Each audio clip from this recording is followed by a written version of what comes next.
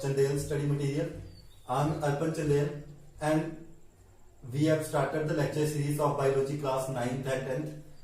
Today at this time I am going to deal with the topic of class 10th and we have started with the chapter live process, that is the chapter first of class 10th.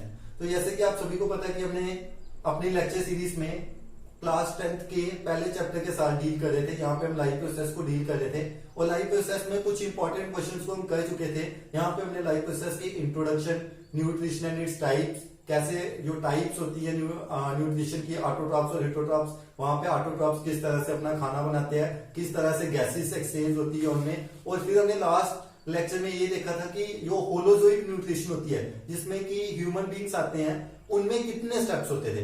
आज हम उसी में से एक topic को further लेके जाएंगे।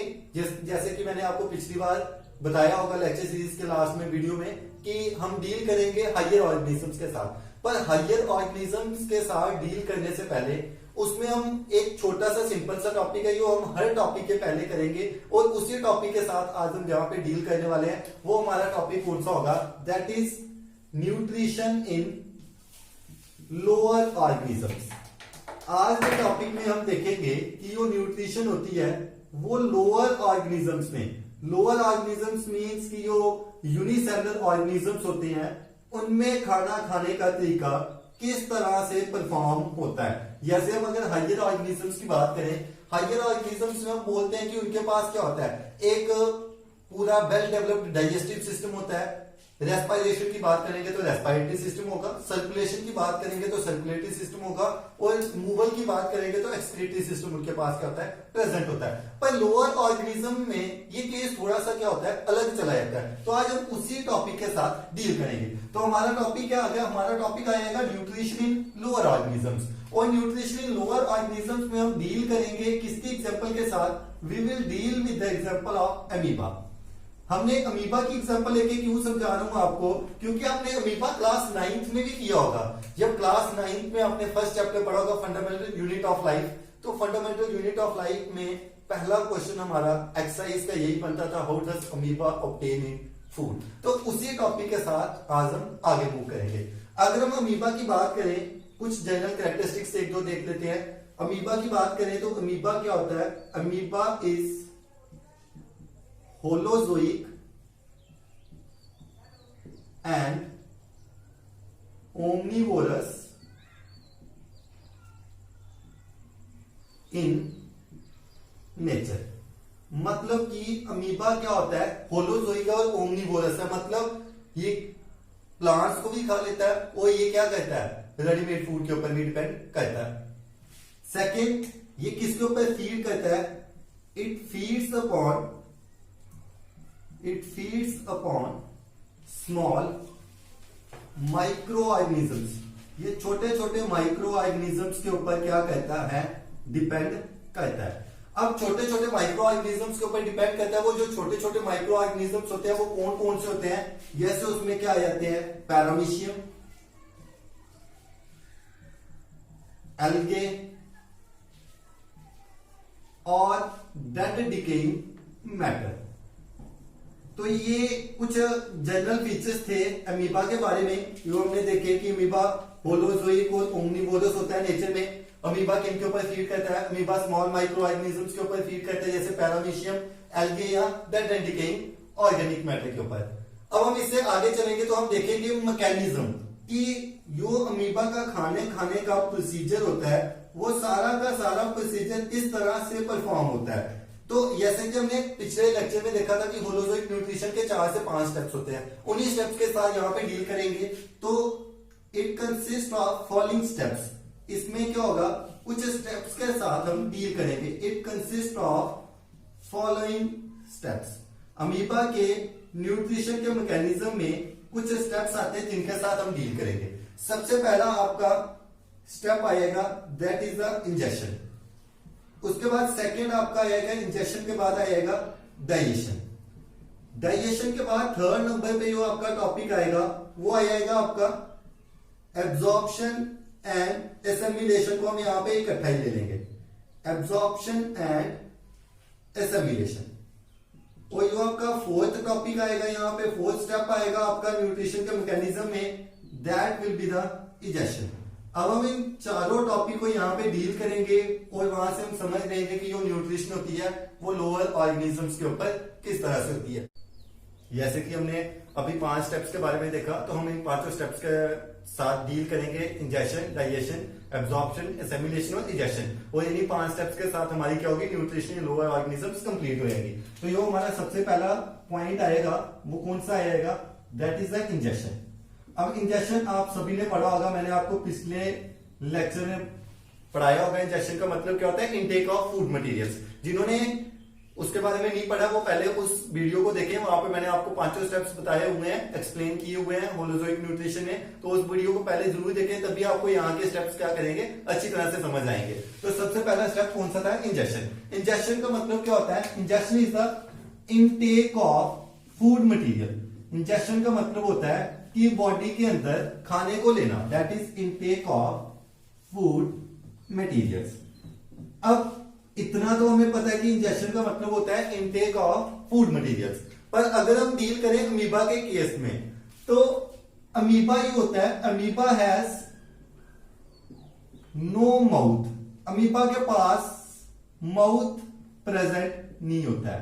जैसे कि हमें पता है हायर ऑर्गेनिजम्स के पास क्या होता है, वेल डेवलप्ड डाइजेस्टिव सिस्टम होता है। यहाँ पे हम क्या कहते हैं, कॉम्प्लेक्स फूड को ब्रेक डाउन करके सिंपलर फॉर्म में ले आते हैं। तो अमीबा के पास माउथ ही नहीं है, तो क्वेश्चन ये राइज होता है, अगर इसके पास माउथ ही नहीं है तो ये न्यूट्रिशन कैसे ले रहा है। Amoeba has no mouth, so injection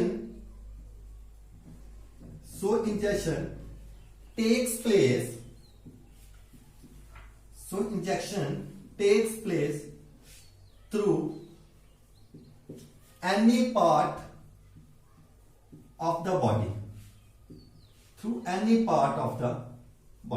या any part of the body की जगह हम लिख सकते हैं through general body surface। इसका मतलब है इसके पास माउथ नहीं है, पर ये अपने बॉडी के किसी भी पार्ट से क्या कर सकता है, फूड मटेरियल को इनटेक कर सकता है। अब क्वेश्चन ये है कि इसको पता कैसे चलता है कि फूड मटेरियल इनटेक करना है। whenever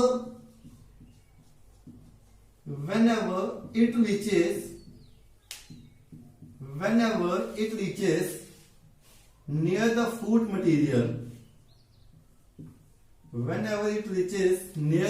material, or its prey, या तो अपने खाने के पास या अपने शिकार के पास जैसे ये पहुंचता है, तो ये क्या करता है, अपनी बॉडी सरफेस को एक कप की शेप में क्या करता है, बना लेता है। It forms a cup-like structure.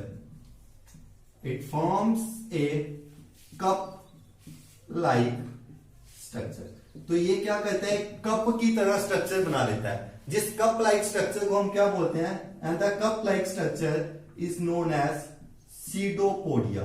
इस कप लाइक स्ट्रक्चर को हम क्या बोलते हैं, सीडोपोडिया बोलते हैं। या तो हम सीडोपोडिया भी बोलते हैं, या हम इसको क्या बोलते हैं, फॉल्स फीट बोलते हैं।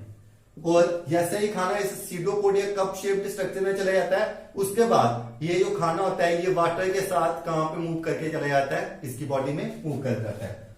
Along with water the food vacuole moves inside the body. वो जो सबसे कॉमन मेथड है इंजेक्शन का, उसको हम क्या बोलते हैं, मोस्ट कॉमन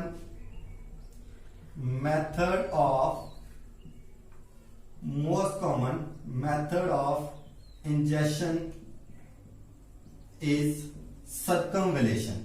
जो सबसे कॉमन मेथड है अमीबा का फूड को बॉडी के अंदर लेने का, उसको हम क्या बोलते हैं, it is known as circumvallation. तो ये आपका फर्स्ट टॉपिक कंप्लीट हो गया, फर्स्ट स्टेप कंप्लीट हुआ है। अब हम सेकंड स्टेप के साथ डील करेंगे। सेकंड स्टेप क्या होगा, डाइजेशन। अब जो फूड मटेरियल को बॉडी के अंदर लिया हुआ है, उस फूड मटेरियल को हमने डाइजेस्ट करना है।